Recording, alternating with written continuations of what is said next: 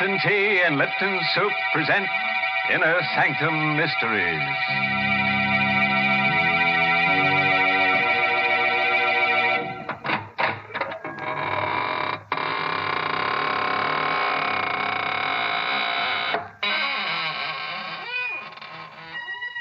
Good evening, friends of the Inner Sanctum. This is your host to welcome you in through the squeaking door. We're having a party tonight for two of my favorite corpses. I call them Romeo and Juliet. They're newly deads, you know. Yes, she's the daughter of a famous society murderer, and he's the pride of the East Side morgue. Oh, they're so happy together in their mausoleum built for two. And you should see the bridal casket. Shame on you, Mr. Host, making fun of such a tragedy. But, Mary, it was a touching ceremony. Of course, I stood up for the groom. Naturally, the poor fellow couldn't stand up for himself. Oh, please. It's an occasion for tears, not for laughter. That's right, Mary. Why, when the bride appeared wearing her grandmother's shroud, everyone had to be cheered up with Lipton tea. Now, that's enough. I will not have Lipton's mentioned at a time like that. Lipton tea is for people who know how to enjoy life. These are the folks who really appreciate Lipton's famous brisk flavor. Yes, that word brisk. B-R-I-S-K makes a big difference when you're sitting down to a cup of hot tea. Brisk means that Lipton tea tastes fresh and full-bodied, never flat or wishy-washy. I wish you'd try Lipton's, folks, even if you're not a regular tea drinker, because you just don't know how good tea can be till you know how good Lipton's is. Well, Mary, let's tee off into tonight's story. It's called The Shadow of Death, and it's an original radio play by that boogie-woogie man, Robert Sloane. Yes, and our star tonight is Richard Widmark, who plays the role of Howard. All set? Then turn off the lights and let in the shadow of death. On a lonely dirt road that borders the village cemetery, a single car slows to a stop and parks in the moonless night. Inside it, a man leans back in his seat and reaches for the hand of the girl he loves.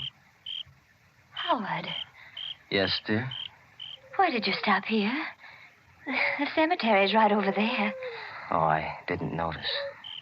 You drove here last night, too. Did I? Yes. Well, you're not frightened, are you? Tonight I am. You've been so strange, so far away. I feel as if I hardly know you. Darling, you mustn't feel that way. What's the matter, Howard? There's something on your mind. I'm going away, Marie. Oh, no. And I'm not coming back. Howard, why? Well, I don't really know if I can explain it. It seems so incredible, and yet I know it must be true. What? Something I've discovered about myself. Something strange and frightening, Marie. Wherever I go, I seem to cast a shadow. A shadow of death. I don't understand. No, I didn't either at first. I thought it was just a strange coincidence. But it isn't. It's me. I bring death wherever I go. Oh, Howard, you don't really believe that. Well, how can I believe anything else? Haven't you noticed what happens to every living thing I have around me? No. I can't keep a pet of any kind, a cat or a dog. Even a plant dies when I have it in the house. Oh, darling, that's just your imagination. You've been working too hard. You need a rest. No, I'm going away, Marie. I don't want any harm to come to you. Oh, no, please. Nothing's going to happen to me. This is just... What's the matter? Well, nothing. I was just looking at the flowers in my corsage. Good heavens. They're dead.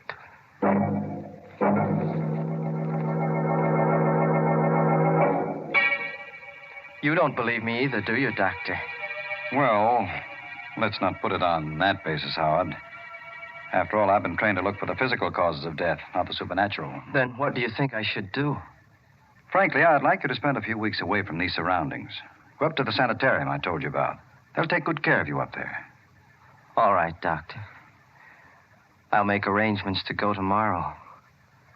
But I know it won't do any good. You'll be surprised, Howard. 2 or 3 weeks from now, you look back on this as a... Yes? That's strange. Those goldfish in my aquarium. They're all dead.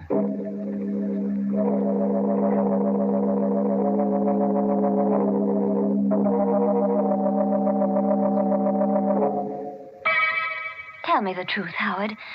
Are you comfortable here in the sanitarium? They don't believe me. They don't believe that people die when I dream about them. People die? Yes, didn't you know that? Every time I have a dream about someone, it's a sign of death. And the next morning when I wake up, I look in the obituary column and I see the name of the person I dreamt about. Oh, Howard, what have they done to you here? Nothing, only they don't believe me. The dreams, I mean. I had to prove it to them this morning. And it made me feel very bad. What made you feel bad? The dream I had last night. I killed a man, Marie. What? I killed him in my dream. Oh. He was a good friend of mine, too. He lived right across the hall. Oh, Howard, please, you've got to get hold of yourself. But I'm afraid, Marie. I don't want to dream anymore. Oh, darling, I can't bear to see you this way. What way? I'll get you out of here. I promise, Howard. I'll get you out of here today.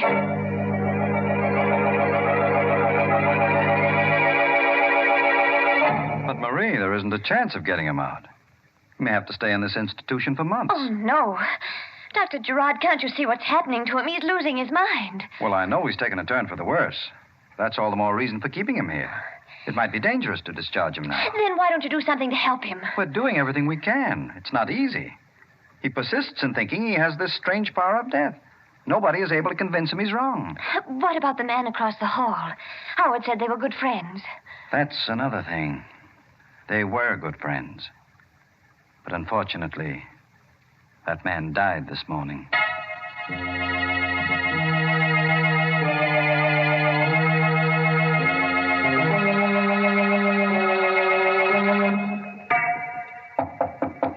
Come in. Ah, good morning, Howard. How do you feel today? Oh, much better, Doctor. Much better. No bad spells last night? No curious moods? No, I feel fine. Almost well enough to go home. Let me look at your eyes. You will let me go home again, won't you, Doctor? Yes, Howard, of course, of course. You, haven't had any of those dreams lately, have you? No, not for a long time. Are you sure? Well, I did have one last night. You dreamt that someone was dead? Yes, I did, but I know it's not true. It can't be true. Whom did you dream about? Marie? No, Doctor. I dreamt about you. That's why I know I'm wrong. You're alive, Doctor.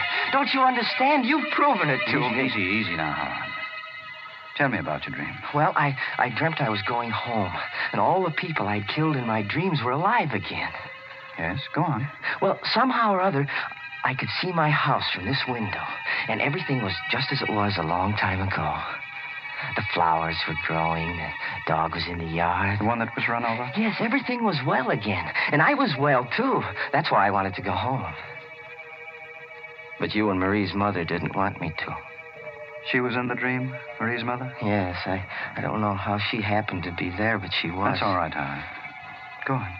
Well, I started to leave, Doctor, but she held me back. She held my arms like this, and then you jumped up to ring the bell for help. But before you reached it, I was on top of you like this. Oh. I had my fingers around your throat, and I was squeezing it so hard, I could feel your windpipe bending back until you couldn't breathe anymore. Howard, let go. That's what you said last night, you fool. You wanted me to let go, but I held on until your face turned as blue as it is now. It was almost black before I let you go. But first I made sure you were dead. And then I dropped the body. You see, Doctor, my dreams do come true.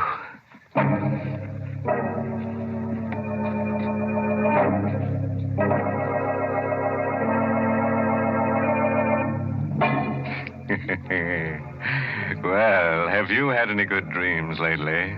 Howard has. And you know, his dreams don't need interpretation. No, they need cremation. Say, it's a lucky thing that guy works on the night shift. It'd be awful if he had daydreams, too. Good gracious, yes. His dreams not only walk, they commit murder. Mary, I was about to say that. Please leave the jokes to me. How would you like it if I talked about tea? Hmm? Well, for goodness sake, I listened to the story, too. And I must say, I'm glad I'm not his, dream girl. That does it. Friends, let me tell you about Lipton tea. All right, you win. But it's only because I have something important to say about Lipton's. Folks, did you know that Lipton's is the largest selling brand in the whole world? Yes, and the reason for that is Lipton's well-known brisk flavor. You know, that word brisk is the tea expert's word for tangy, full-bodied tea, for Lipton tea. Lipton's is always fresh and spirited, never flat or wishy-washy. That's why lots of people drink it not just at mealtimes, but whenever they're taking it easy for a minute during the day. So, folks, try Lipton's and get acquainted with that brisk flavor. Well, let's get back to our dream man and find out what he does in his waking moments. When we left him last, he had just done a little manual work on Dr. Gerard's windpipe. And now, as the good doctor lies comfortably on the sanitarium floor, Howard is in the process of going through his pocket. Well, I'll have to have the keys to your car, Doctor. I'll need them to get back home. I hope you won't mind if I hide you under this bed. It may take them a little bit longer to find the body if I do. But... Yes, who is it? Dr. Frisbee, Howard. May I come in? Well, yes. Yes, I'll open the door. What is it, Doctor? Well, I was looking for Dr. Gerard. I thought he was in here. Oh, yes, he was a moment ago. I think he went down the hall. No, I just came from there. I guess he went back to his office. Oh, yes, I guess he did. How are you making out, Howard? Fine, Doctor, fine. You seem a little nervous. Your hands are shaking. Oh, well, You see, you've dropped your keys. I'll get them. It's all right, Howard. I wasn't going to take them away from you. But I am wondering how you happen to have any keys in your possession. Well, they're not really mine. Whose are they, Dr. Gerard's? Yes, he left them here. I mean... You mean, you stole them from him? No. Oh, come, Howard. You can't expect me to believe Dr. Gerard would give you any keys. Now, you'd better let me have them so I can give them back. But I didn't... Let me have them, Howard. Thank you. You won't tell him I took them, will you? No, Howard, I won't tell.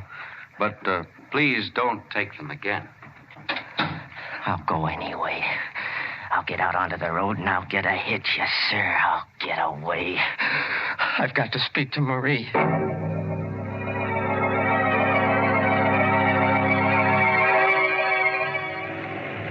Going down, mister? Guess not. Guess I'm not. Oh, here comes another one. Hey, stop! Give me a ride, will you? Give me a ride, please, mister? Oh, he's stopping. Hey, wait for me, will you, mister? I'm coming. I'll be right there. Oh, gee, thanks, mister. You going into town? Yes, Howard, but you're not. Dr. Frisbee. Yes, I've been watching you ever since you took those keys. I thought you'd try something like this. Well, I had to, Doctor. I understand. Better get in the car, Howard, so we can talk this thing over. All right. You know, it's silly to run away from our place up there. If you really want to go home, all you have to do is ask. I did ask. When? This morning. Oh, wait a minute. Don't start the car. Why not? There's a truck coming. In back. Where? Oh, Howard! Let go of me, Howard! I've got to have this car, Doctor. When I'm finished with it, I'll return it to you.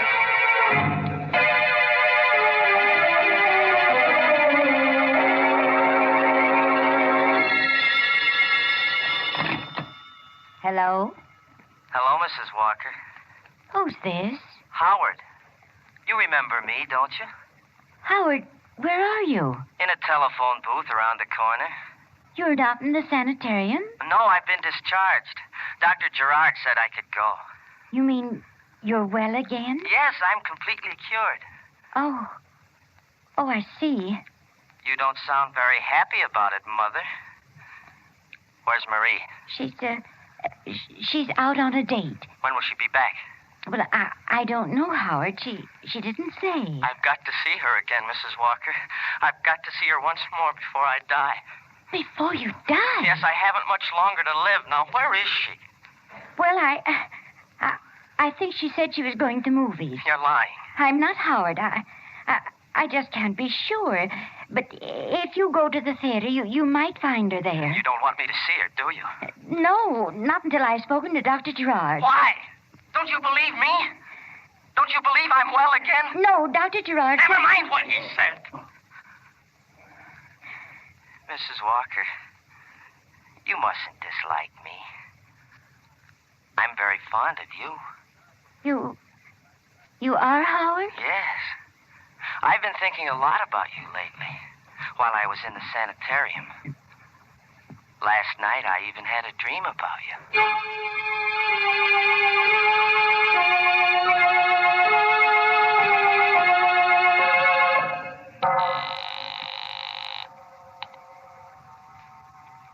Keep ringing that number, operator. I've got to locate Dr. Gerard. Why the hurry, Mrs. Walker? Howard, how did you get in here? Through the back door. Put that phone down, please. But Put it down, I said. Yes. You lied to me about Marie being at the movies, Mrs. Walker. I didn't mean to, Howard. I told you I wasn't sure she was there. Where is she? This time I've got to know. Howard, how dare you? Take your hands off me. I'm not in a gentle mood, Mrs. Walker. I'm fighting against time. You've done something wrong, Howard. You've escaped from the sanitarium. No, I've done more than that, Mrs. Walker. I've killed a man. Howard. 2 men, 3 men. I can't remember how many it was, but there's going to be one more. Howard, you wouldn't kill me, would you? Wouldn't I? What have you done to deserve your life? Let it ring. But that may be my call. Your call is coming now, Mrs. Walker. Howard, please, put down that knife. Will you tell me where Marie is? I told you I don't know. I don't know. Then I'll wait for her. Right here. Howard, you can't. No, you can't. Oh! Yes, I can, Mrs. Walker.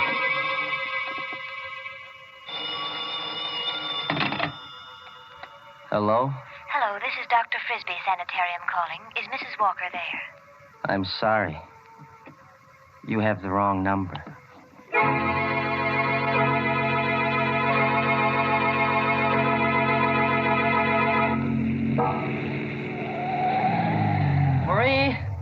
Marie, darling? What? Why, Howard. Howard, what are you doing here? I've been waiting for you to come home, darling. Aren't you glad to see me? Oh, yes, of course I am. It was such a surprise I couldn't catch my breath for a minute. Where's Mother? Upstairs. Why? Oh, I just wanted to know. You had no other reason? No. Howard, why are you staring at me? I'm not really staring. I'm just looking at you, darling. It's been such a long time since I've seen you. I'd almost forgotten what you were like. Well, let's go inside. No, if you don't mind, darling, I'd rather go for a ride. You're all right, aren't you, Howard? I mean, you're completely well now. Oh, can't you see I am? Yes, but yes. Then let's not wait any longer, darling. Come on, we'll go for a ride.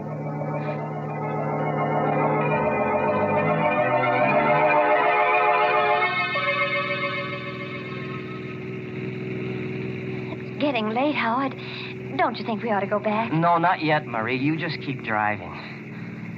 These few moments we have together, maybe I'll... Marie, why are you stopping here? We're low on gas, dear. I don't want to get stuck on the highway. Oh. Yes'm? What'll it be? You better fill her up. All right.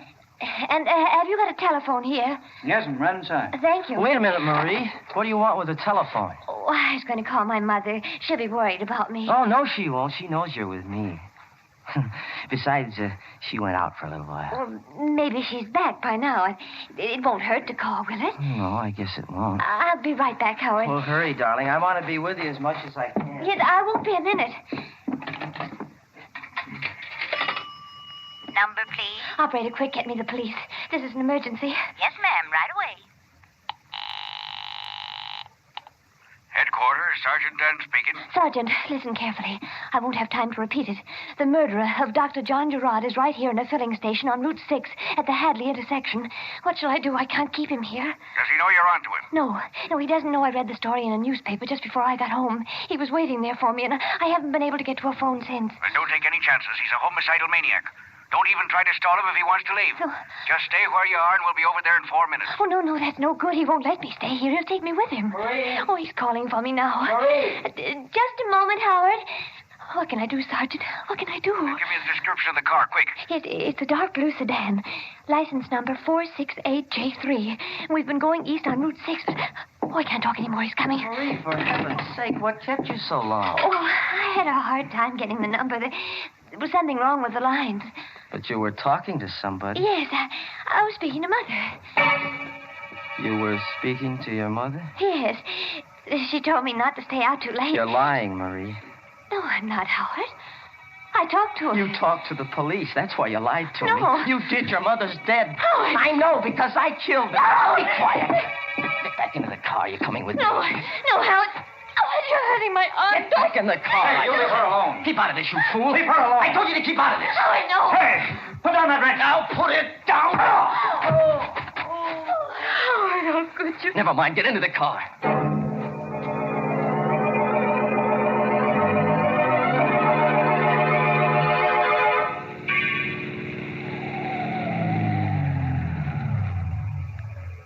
Howard, why are you stopping here? Don't you know where we are, Marie? This is the cemetery. Where we stopped before. Yes. I like it here. It's so quiet and peaceful among the dead. Let's walk through the grounds. Howard, please. Why not, Marie? We're among friends. So many of our loved ones are buried here. It's nice to be near them. Come on, Marie. All right, Howard. You know, darling, we haven't much more time together. The shadow of death has fallen across our path. You said something like that before, but you never told me why. I'm being selfish, Marie. I know I have to die, and I want you to come with me. Why do you have to die, Howard? Because I haven't been true to myself, darling. I haven't been true to this power I have. The power of death? Yes. I've helped it along sometimes. Like that dream I had about my friend in the sanitarium. Like the flowers in my garden. Like those fish at Dr. Gerard's. You killed them? Yes. I knew they were going to die. But I shouldn't have helped them. That's why I'm being punished. But, Howard, why are you punishing me? I don't want to die alone, Marie. We've been away from each other so much, darling. I want us to be together from now on. But... Don't be afraid, darling. I'll be gentle, Marie. So gentle. But you're making a mistake, Howard. No. You are. You've forgotten what you've done. You can't kill me, darling. Why not? Why, good heavens, Howard, don't you remember? Don't you remember that day at the sanitarium? You said you dreamt about me. No. No, I couldn't have. Yes, you did. Didn't they tell you what happened? No. Your dream. Your dream, it was true. That's why you can't kill me now. Marie, you mean... Yes, Howard. I'm dead. I can't believe it. Oh, you must believe it. Here. Look at this tombstone. My grave is right here. No. Read what it says. Read the name on it. It's your name, Marie. Your name. Marie Walker. Yes. Then you really are dead. I told you I was, Howard. The shadow of death passed over me. Then let it pass over me. Hey, got him, Sam. Got him the first shot. Keep out of the way, miss. He may not be dead yet. No, I'm sure he's dead. Well, you certainly had a close call. Took us all this time to locate your car. Finally spotted it on the road. You all right? Yes, I'm all right. Yeah. The name of my grandmother's tombstone saved me. How's that? Oh, it doesn't matter. Say, that's funny. What? This guy was shot through the shoulder. My bullet wounds weren't serious enough to kill him. What do you mean? Well, I know it sounds crazy, but my shots didn't kill him. He was dead before I hit him.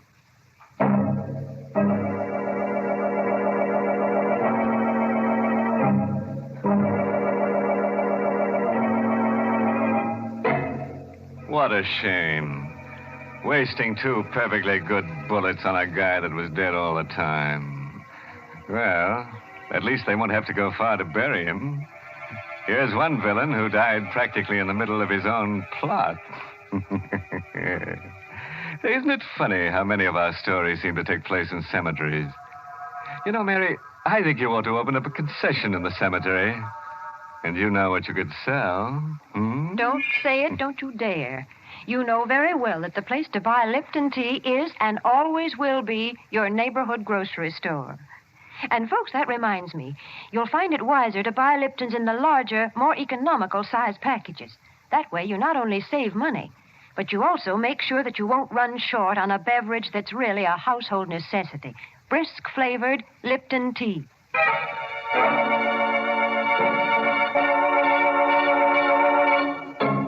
Well, before I put the skeletons back in their closets, I'd like to give you a parting word of advice. A body should never be left alone at the morgue at night. After all, it might become slab happy. Oh, by the way, this month's Inner Sanctum mystery novel is The Whistling Legs by Roman McDougald. Yes, and let me tell you about next week's Inner Sanctum story. Directed by Hyman Brown and brought to you by Lipton Tea and Lipton Soup. You know, usually our stories are about people who live 6 feet under the ground. But for next week, we've dug a lot deeper. In fact, it takes place in China. And as a special added attraction, we've unearthed a new kind of character for you. Unearthed is right. This guy's been dead for 20 centuries. And now it's time to close the squeaking door, so good night. Pleasant dreams.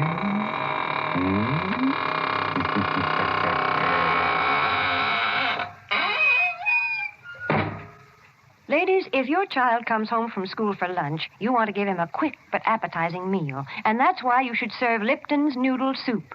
You see, Lipton's takes no time to prepare, and yet it has a fresh-cooked, old-fashioned chickeny flavor, and is just swimming with tender golden egg noodles. Your children will love Lipton's grand homemade taste. So don't forget to serve Lipton's noodle soup. And don't forget to tune in next Tuesday night for another Inner Sanctum mystery. This is CBS, the Columbia Broadcasting System.